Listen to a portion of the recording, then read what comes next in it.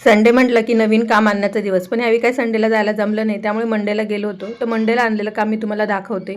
तसं हे काम आल्यानंतर मी 2 दिवसांनी व्हिडिओ बनवत आहे, कारण सुद्धा तसंच आहे. यातलं काही काम अर्जंटमध्ये द्यायचं होतं, त्यामुळे मी अगोदर बनवून घेतलं आणि नंतर मग आता द्यायच्या वेळेला व्हिडिओ बनवत आहे. या रेड साडीचा कस्टमरला ड्रेस शिवायचा आहे, तर या कस्टमरला सुद्धा सेम टू सेम मापाप्रमाणे ड्रेस शिवून पाहिजे होता, तर तो सुद्धा मी ड्रेस शिवून घेतलेला आहे आणि पॅन्ट कटिंग करून तो शिवायला घेतलेला आहे. आणि हे कस्टमर आपले इंस्टाग्रामचे रील बघून आलेला आहे.